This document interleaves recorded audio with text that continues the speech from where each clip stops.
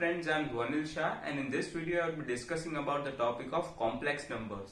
As per my opinion, this is one of the most difficult chapters of class 11 mathematics, but it is very useful because of its application in further studies. So let's get started with the questions.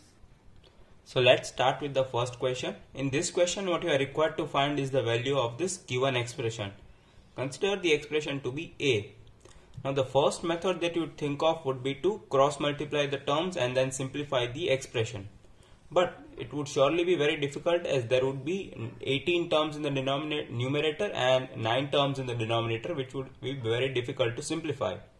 So the method 2 would be that, as we can see that the numerator and denominator of these two terms are they just differ by the power of omega.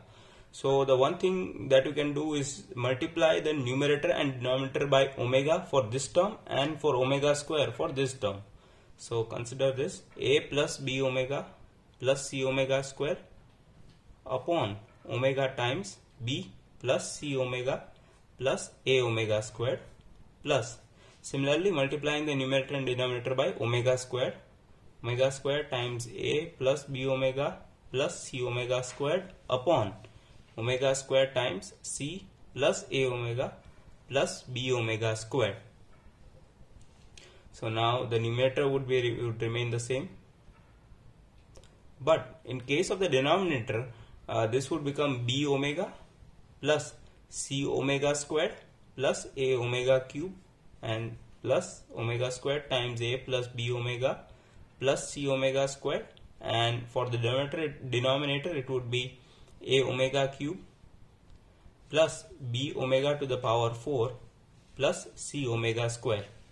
Now as omega is a cube root of unity, so these two properties satisfy. Omega cube is equal to 1 and 1 plus omega squared is 0. And as omega cube is equal to 1, so omega to the power 4 would be omega cube times omega, and as omega cube is 1, so it would equal omega. So now simplifying the expression further would give us omega times a plus b omega plus c omega squared upon a omega cube, and as omega cube is 1, so this would turn out to be a plus b omega plus c omega squared plus omega squared times a plus b omega plus c omega squared upon a omega cube, but omega cube is 1, so this would turn out to be a plus b omega to the power 4. Now omega to the power 4 is omega, so this would be b omega plus c omega squared. Now as we can see that these two terms are common, so we can cancel them out. So a would turn out to be omega plus omega squared. And now we are aware of this identity that 1 plus omega squared is equal to 0. So omega plus omega squared would equal minus 1. So the answer is minus 1 for this question. Now let us start with the second question. We are asked that if the biquadratic x to the power 4 plus ax cube plus bx squared plus cx plus d equal to 0 has 4 non-real roots, and 2 with the sum 3 plus 4i and the other 2 with the product 13 plus i, and we are required to find the value of b. The condition is that a, b, c, d belong to real valued. So we can consider 4 roots as alpha, beta, gamma and delta. You would be aware of the property of complex numbers that they occur in the pair of conjugates. So if one root is alpha, which is non-real as it is given here, then the other root should be alpha bar, that is the conjugate of alpha, and similarly if one root is beta, then the other root should be beta bar, that is the conjugate of beta.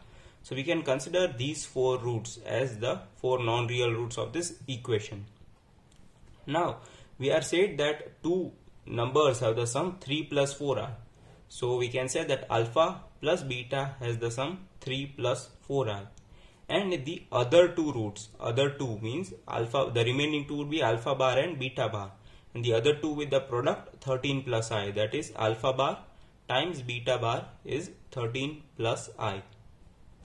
Now for a biquadratic equation, we know that sigma alpha, which means alpha plus beta plus gamma plus delta, is equal to minus a Similarly, sigma alpha beta, which is the product of all the 4 roots taken 2 at a time, would be B.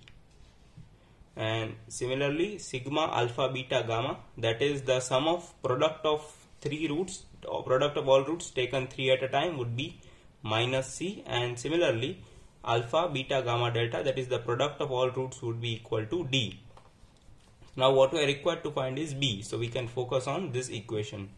So B would be, on simplifying this equation, alpha beta plus alpha gamma plus alpha delta plus beta gamma plus beta delta plus gamma delta. But now in this case, gamma is considered as alpha bar, gamma is alpha bar and delta is beta bar, as the roots occur in pair of conjugates. So this would further simplified as alpha beta plus alpha, gamma is alpha bar, so alpha alpha bar plus delta is beta bar, so this would be alpha beta bar plus beta gamma is alpha bar plus beta delta is beta bar plus this would be alpha bar beta bar. So B would be, now we know that alpha bar beta bar is 13 plus I. Now alpha bar beta bar is same as alpha beta bar, and if we want to find the value of alpha beta, all we need to do is conjugate the value of 13 plus I. So alpha beta would equal 13 minus I. And similarly, alpha plus beta is 3 plus 4i. Alpha plus beta is 3 plus 4i. So alpha plus beta, the whole bar, would be 3 minus 4i. So now let's simplify it here. Alpha beta is 13 minus I. So 13 minus I plus, taking alpha common from these two terms would give us alpha bar plus beta bar, and similarly taking beta common from these two terms would give us alpha bar plus beta bar, and the remaining term is alpha beta bar. So this is 13 minus I plus this whole term is common in these two terms, so alpha bar plus beta bar is same as alpha plus beta the whole bar. So we can take it common, alpha plus beta the whole bar times alpha plus beta and plus alpha beta bar. Now just substituting the values, this is 13 minus I plus alpha plus beta the whole bar is 3 minus 4i times alpha plus beta is 3 plus 4i plus alpha beta bar is 13 minus alpha beta bar is 13 plus I. This is 13 plus I. So B would be, this iota and minus iota cancel, so this is 26 plus, this would be a plus b times a minus b is a squared, which is 9 minus b squared. This would be b is equals to 26 plus 9 and iota squared is minus 1, so this would be plus 16, and this would give us 26 plus 25, so the value of B is equal to 51. This is the final answer for this question. Let us start with the third question. In this question we are said that let z is equal to x plus iota y be a complex number where x and y belong to the set of integers. Then the area of the rectangle whose vertices are the roots of the equation z bar cube plus z bar z cube is equal to 350. So let's consider this equation z bar cube plus z bar z cube is equal to 350. Now we can see that z bar is a common term in both these terms, so we can take it common. So z bar times this would be z bar squared plus z squared is equal to 350.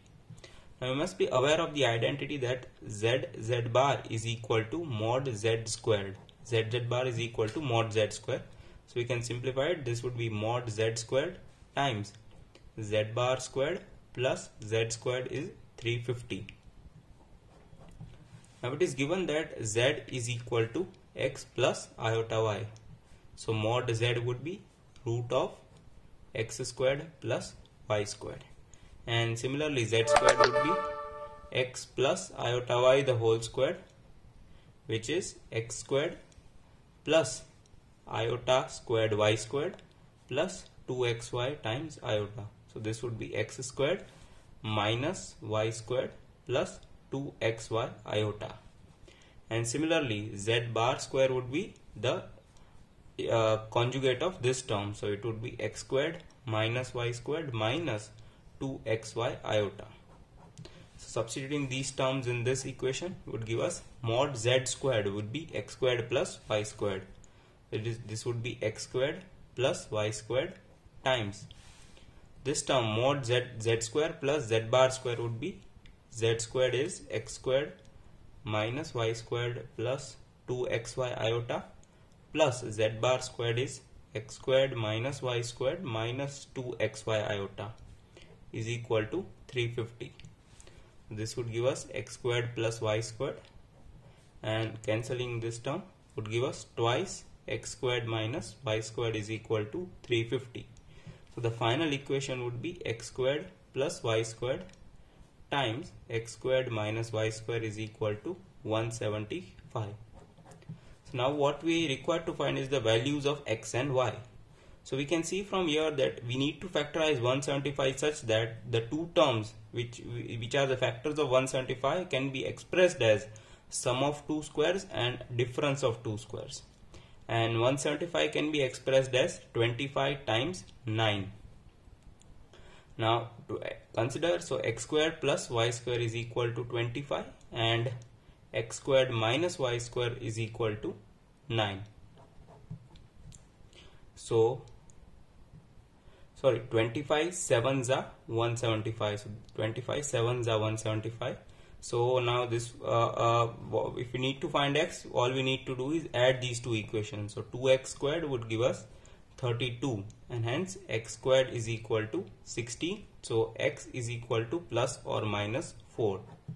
And similarly, if we want to get y, we need to subtract these two equations. So 2y squared would give us 25 minus 7, which would be 18.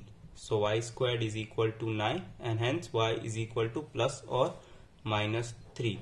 So we got the four vertices of the rectangle which is mentioned here. The four vertices would be 4, 3, 4, minus 3, minus 4, 3, and minus 4, minus 3. So we can plot the rectangle here. So 4, 3 would lie here somewhere. 4, minus 3 would lie here, minus 4, minus 3 would lie here, and minus 4, 3 would lie here. So this is the rectangle which is mentioned in the question. 4, 3, 4, minus 3, minus 4, minus 3, and minus 4, 3. So now what we are required to find is the area of this rectangle. So the length would be 8 and the height would be 6. So the area would be, area is length times breadth, so it would be 8 times 6, which is equal to 48, and this is the final answer for this question. If you like the video, do press the like button and share the video with your friends, and please subscribe to my channel and do not forget to press the bell icon so you will get notified whenever I post a new video. So till then, goodbye.